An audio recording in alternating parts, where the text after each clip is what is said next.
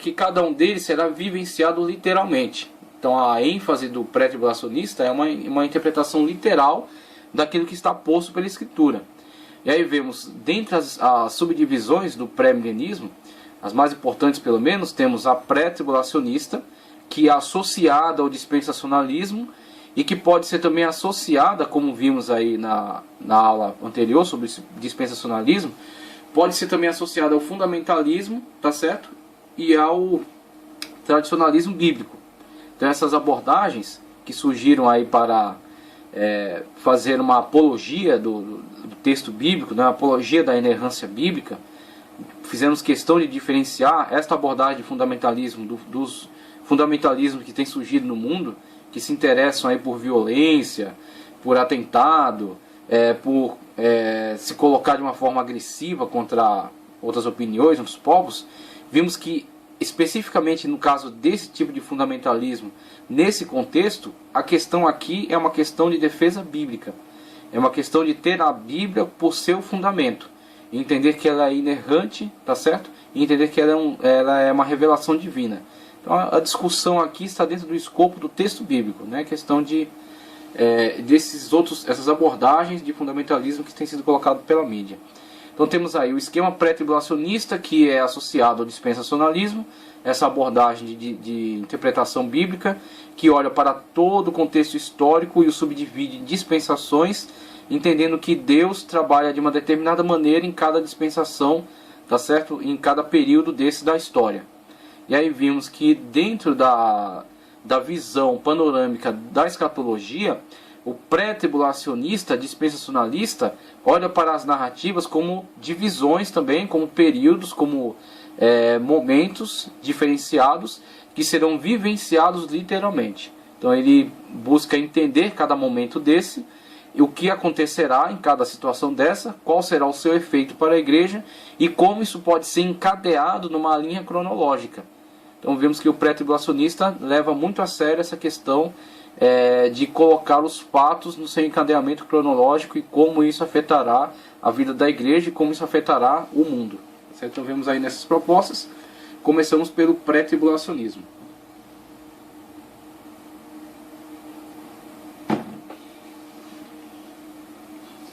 Então o pré-tribulacionismo, essa escola segue quase exclusivamente o método futurista de interpretação, entendendo as profecias num plano mais futurista do que histórico e simbólico.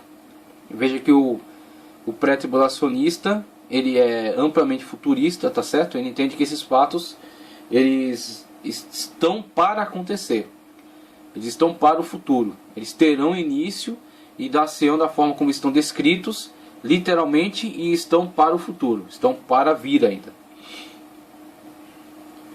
Esse conceito escatológico afirma que o exercício da igreja continuará até a vinda de Cristo, e que Cristo voltará de forma sutil e secreta num momento inesperado. A meio caminho da terra, Cristo chamará para si os salvos. Nesse evento, os mortos salvos ressuscitarão simultaneamente. Os salvos que estiverem vivos serão transformados num corpo glorioso juntamente com eles. 1 Tessalonicenses 4, 16 a 17. Após esse ato, Cristo retornará ao céu. E na terra se iniciará por 7 anos o período de grande tribulação.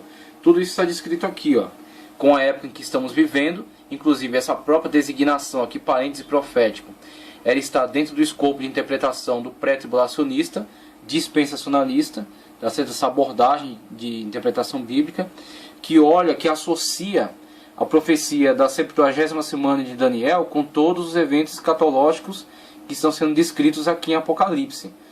Entendendo que o 69º ano cumpriu-se com a crucificação e a ressurreição de Cristo, tá certo? E a fundação da igreja e a continuidade da obra de Cristo por meio da igreja está dentro de um parêntese que não foi visualizado por Daniel. Então Daniel vê as 69 semanas cumprindo sobre a história do seu povo, o povo de Israel.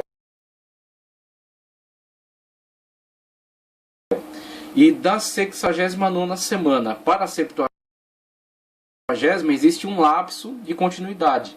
Esse lapso de continuidade é aquilo que Paulo chama de inserção.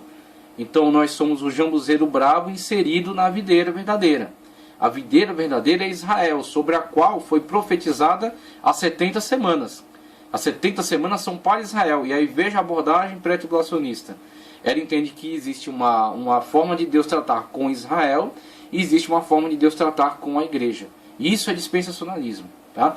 Se você tiver uma abordagem aliancista, que é a abordagem preferida pelos pós-tribulacionistas, que são também bastante usuários do esquema da ferramenta de interpretação alegórica, eles são mais próximos do amilenismo e do pós-milenismo do que do pré-milenismo na questão do uso dessa ferramenta alegórica. Eles são pré-milenistas, mas eles podem ser chamados pré-milenistas históricos, por causa desse uso que eles fazem da questão da ferramenta da alegorização e a abordagem que eles têm dispensando, né, rejeitando essa questão dispensacionalista. Então o dispensacionalismo, ele olha para aquela profecia da 70ª semana de Daniel, entendendo que entre a 69ª e a 70ª existe um lapso, que é por Paulo chamado inserção. E essa inserção é a história da igreja, que está inserida dentro da história de Israel, mas que a interrompe, que não se mistura com ela. Nessa 69ª está em suspenso, está parada, aguardando o quê? O cumprimento da 70ª. E quando dá-se ao início da 70ª semana? E aí a leitura pré-tribulacionista dispensacionalista entende que a igreja, por estar inserida entre a 69ª e a 70ª, ela é um parêntese na narrativa.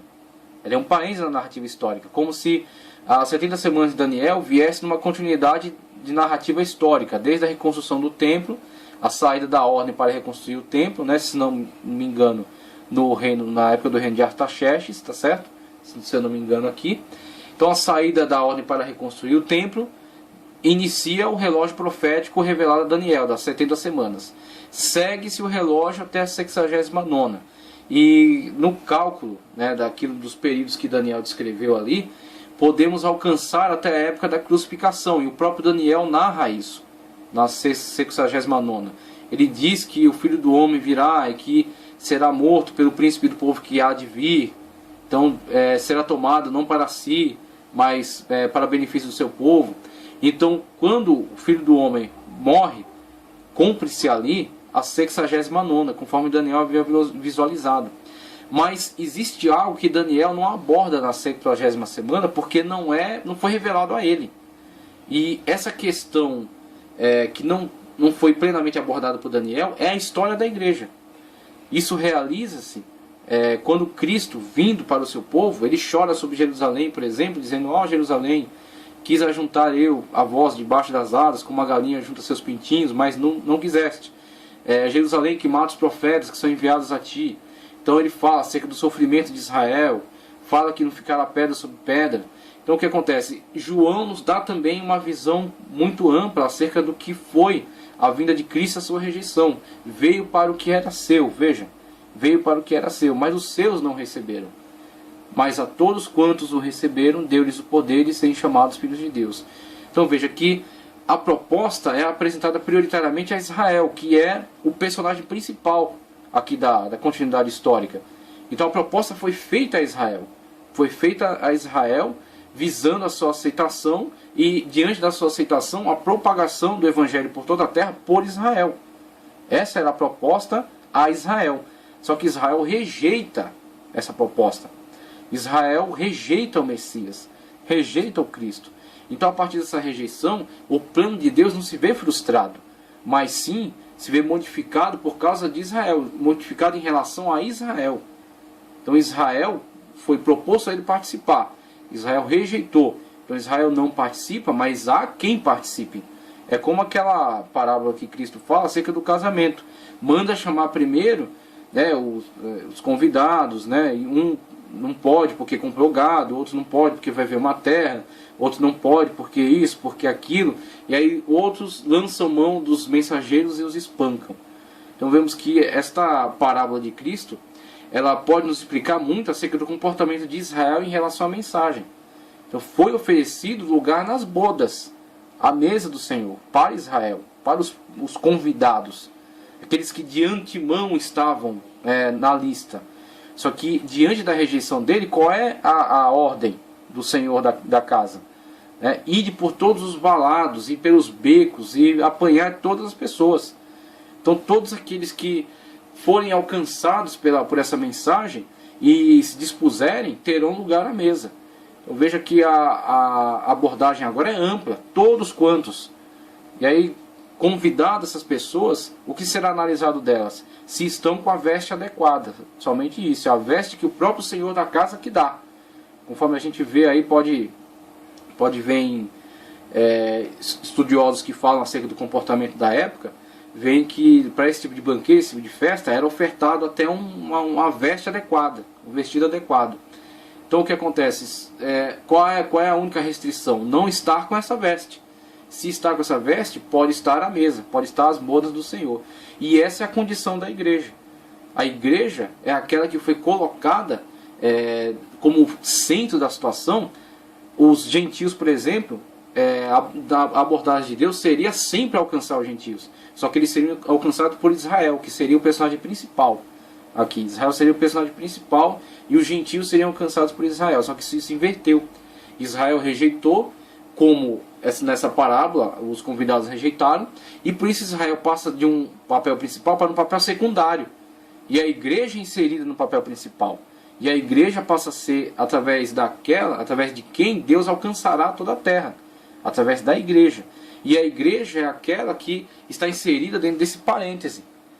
Então esse parêntese profético é o período da história da igreja. Até quando os testemunhos de Jeová e os adventistas do sétimo dia se aventuraram por esse terreno. De dizer até quando. É exatamente isso que está vedado a nós. Não sabemos até quando se estenderá esse parêntese profético, mas sabemos que estamos dentro dele. E que a qualquer momento, conforme a abordagem pré-tribulacionista, Cristo virá arrebatar a igreja, que é, aliás, a abordagem do próximo ponto desse esquema dispensacionalista. Então o parêntese profético é encerrado com o arrebatamento da igreja. A igreja é arrebatada, o Espírito Santo é removido, aquele que impede a manifestação do iníquo, e então dá-se-á o início da última semana de Daniel, que estava suspensa, por causa da rejeição de Israel, por causa da inserção da igreja, tá certo? E com a retirada da igreja e a retirada do Espírito Santo, aquele que retém a ação do iníquo, dá-se-á a 70ª semana, com a manifestação daquele que Daniel descreve como a abominação da desolação. A abominação da desolação, que é descrita por João no Apocalipse como o anticristo, a besta que sobe do mar. Tá certo? Então, a conciliação entre elas é exatamente esse esquema de interpretação. Durante a grande tribulação, ocorrerá uma conversão em massa dos judeus, os quais receberão Jesus como seu Messias. Perdão, deixa eu voltar um pouco aqui. Nesse evento, que é o arrebatamento, certo? Que acabei de mostrar ali no quadro. Nesse evento, os mortos ressuscitarão e simultaneamente os salvos que estiverem vivos serão transformados num corpo glorificado juntamente com eles. 1 de Tessalonicenses 4, 16 ou 17. Após esse ato, Cristo retornará ao céu e na terra se iniciará por 7 anos o período da grande tribulação. Veja. Então, a igreja, o parêntese profético, encerra-se com o arrebatamento. Então, aqueles que estiverem vivos serão transformados. Aqueles que estiverem mortos serão ressuscitados, que estiverem mortos em Cristo, né? Serão ressuscitados para então irmos ao Senhor, tá certo? Subirmos ao Senhor para encontrá-lo nos ares e participar então das bodas do Cordeiro. Primeiramente o tribunal de Cristo, que vamos abordar mais para frente, tá certo? Chamado Bema, aquele no qual Cristo entregará a cada um a recompensa pelo seu trabalho. Não é a recompensa da salvação, porque a salvação não é conquistada. A salvação não é ganha, ela não é um prêmio. A salvação, ela é ofertada por Cristo. A salvação, perdão, não é comprada. Ela é ofertada por Cristo. Então Cristo oferta a nós a salvação através da justificação com a qual Ele nos coloca diante de Deus. Então Cristo nos justifica com as suas obras. Qual é o nosso papel? Estamos submetidos a Cristo. Se subjugarmos a nossa carne, estamos submetidos a Cristo, somos por Ele justificados. Então nós não nos salvamos, nós nos submetemos àquele que nos salva. Então Cristo é que nos salva por meio das suas obras. Ele atribui os seus méritos a nós. E nós, então, com os méritos de Cristo e não o nosso, nós somos salvos. Então ninguém ficou bonzinho, ninguém ficou santinho. A gente simplesmente se submete a Ele.